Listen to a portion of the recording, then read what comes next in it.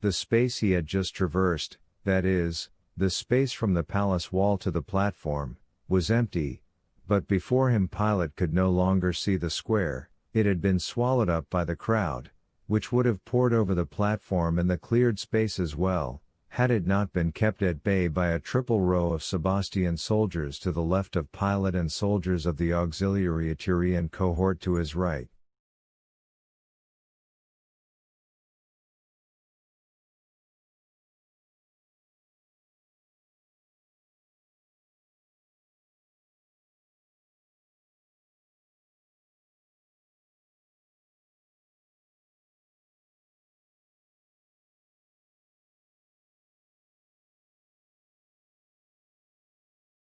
And so, Pilate mounted the platform, mechanically clutching the useless clasp in his fist and squinting his eyes.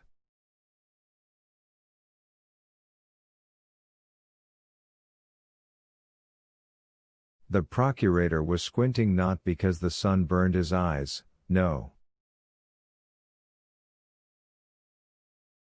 For some reason he did not want to see the group of condemned men who, as he knew perfectly well, were now being brought onto the platform behind him.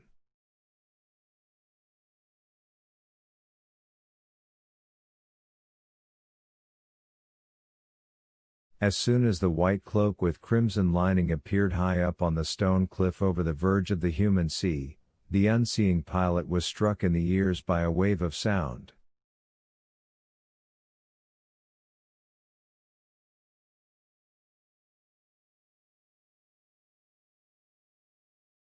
It started mutedly, arising somewhere far away by the hippodrome, then became thunderous and, having held out for a few seconds, began to subside.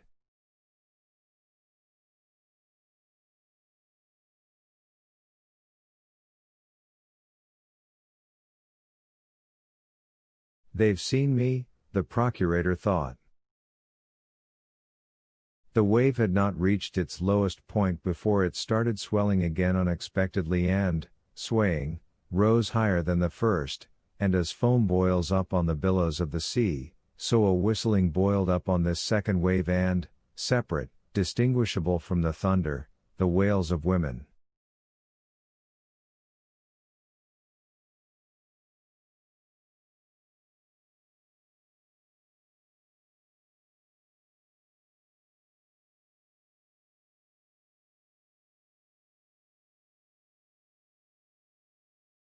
They've been led onto the platform, thought Pilate, and the wails mean that several women got crushed as the crowd surged forward.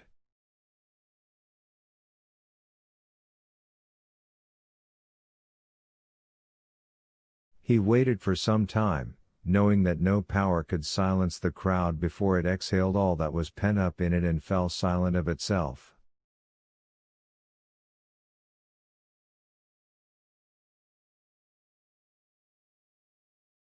And when this moment came, the procurator threw up his right arm, and the last noise was blown away from the crowd.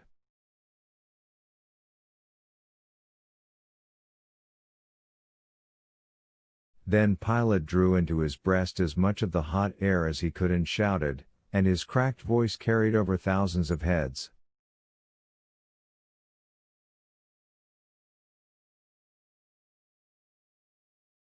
In the name of the Emperor Caesar. Here his ears were struck several times by a clipped iron shout. The cohorts of soldiers raised high their spears and standards and shouted out terribly.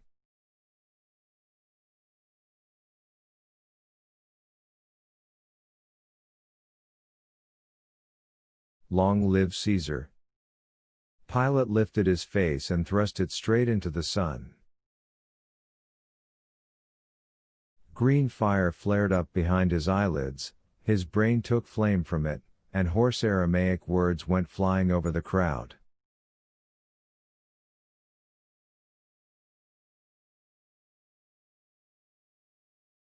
Four criminals, arrested in Yerushalayim for murder, incitement to rebellion, and outrages against the laws and the faith, have been sentenced to a shameful execution, by hanging on posts.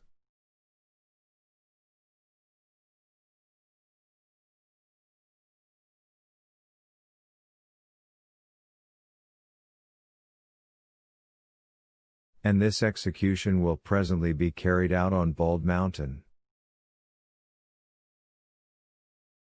The names of the criminals are Dismas, Gestas, Bar Robin and Ha Nosri.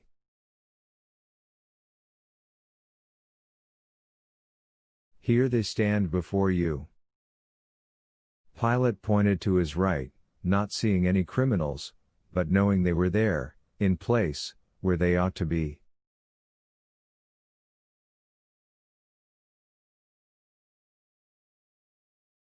The crowd responded with a long rumble as if of surprise or relief.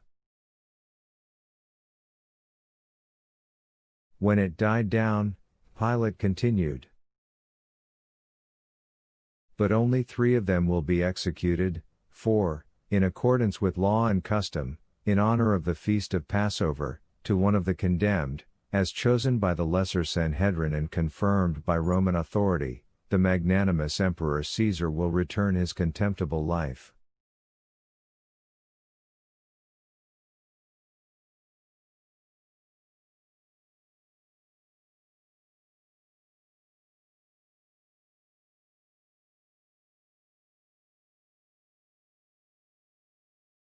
Pilate cried out the words and at the same time listened as the rumble was replaced by a great silence.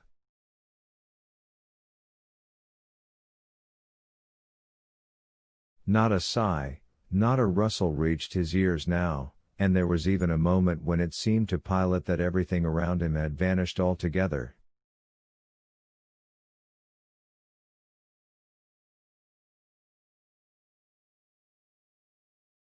The hated city died, and he alone is standing there, scorched by the sheer rays, his face set against the sky.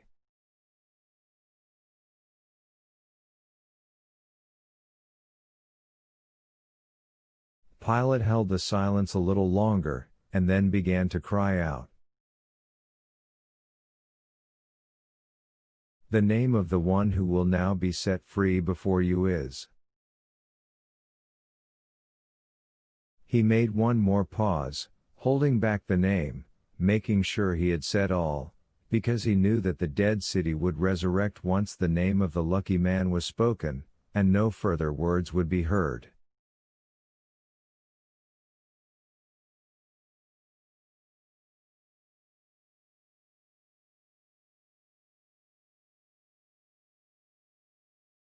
All? Pilate whispered soundlessly to himself. All. The name. And, rolling the letter R over the silent city, he cried.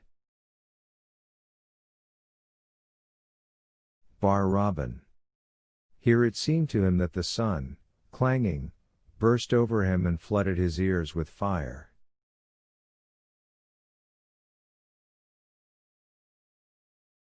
This fire raged with roars, shrieks, wails, guffaws and whistles.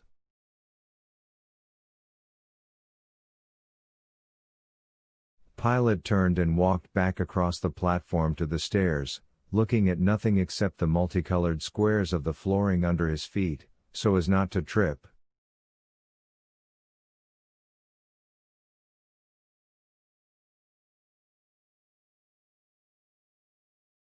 He knew that behind his back the platform was being showered with bronze coins, dates, that people in the howling mob were climbing on shoulders, crushing each other, to see the miracle with their own eyes, how a man already in the grip of death escaped that grip.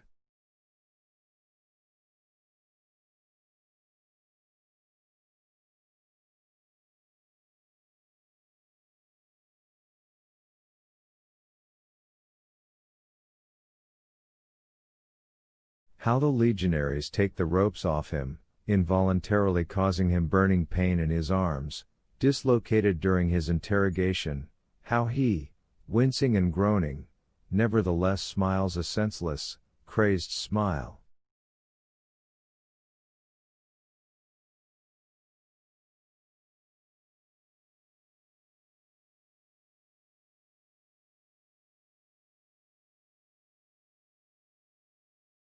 He knew that at the same time the convoy was already leading the three men with bound arms to the side stairs, so as to take them to the road going west from the city, towards Bald Mountain.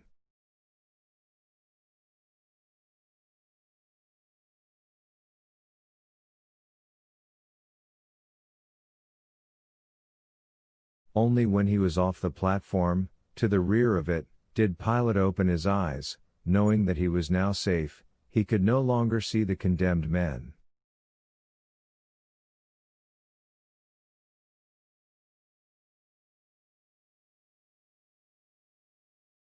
Mingled with the wails of the quieting crowd, yet distinguishable from them, were the piercing cries of heralds repeating, some in Aramaic, others in Greek, all that the procurator had cried out from the platform.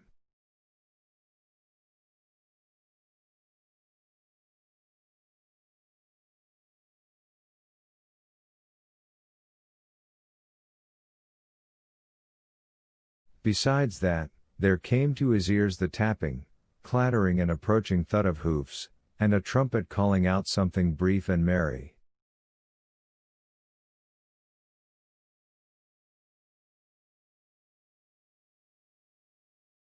These sounds were answered by the drilling whistles of boys on the roofs of houses along the street that led from the bazaar to the Hippodrome Square, and by cries of "Look out!"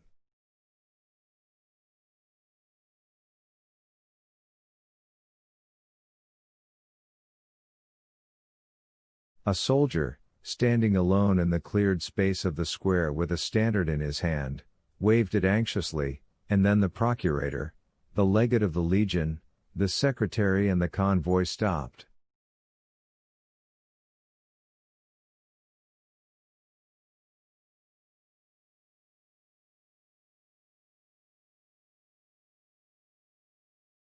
A cavalry ala, at an ever-lengthening trot, flew out into the square, so as to cross it at one side, bypassing the mass of people, and ride down a lane under a stone wall covered with creeping vines, taking the shortest route to Bald Mountain.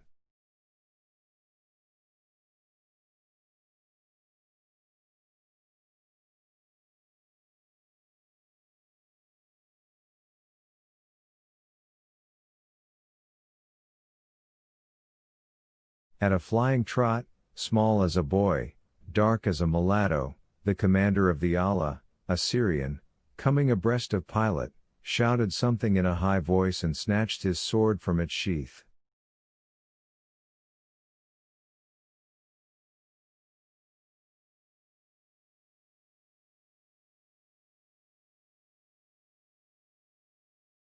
The angry, sweating black horse shied and reared.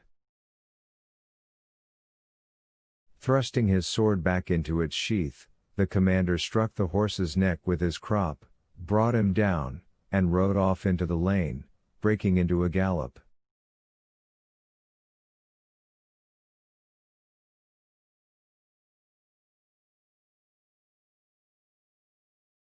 After him, 3 by 3, horsemen flew in a cloud of dust, the tips of their light bamboo lances bobbing, and faces dashed past the procurator, looking especially swarthy under their white turbans, with merrily bared, gleaming teeth.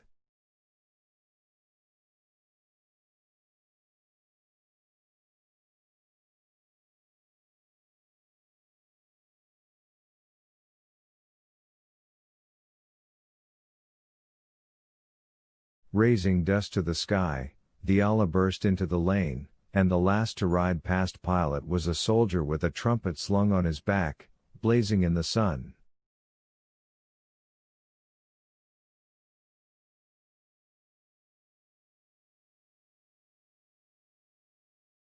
Shielding himself from the dust with his hand and wrinkling his face discontentedly, Pilate started on in the direction of the gates to the palace garden, and after him came the legate, the secretary, and the convoy.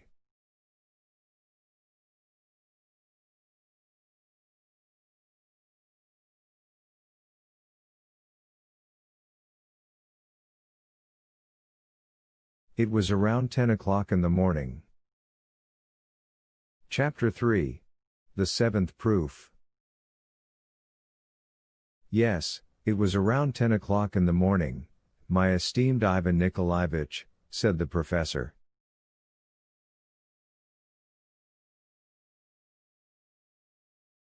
The poet passed his hand over his face like a man just coming to his senses, and saw that it was evening at the patriarch's ponds.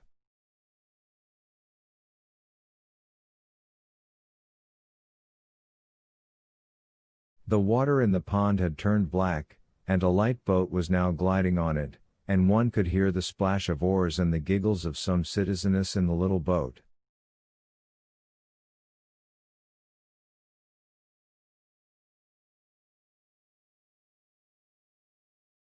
The public appeared on the benches along the walks, but again on the other three sides of the square, and not on the side where our interlocutors were.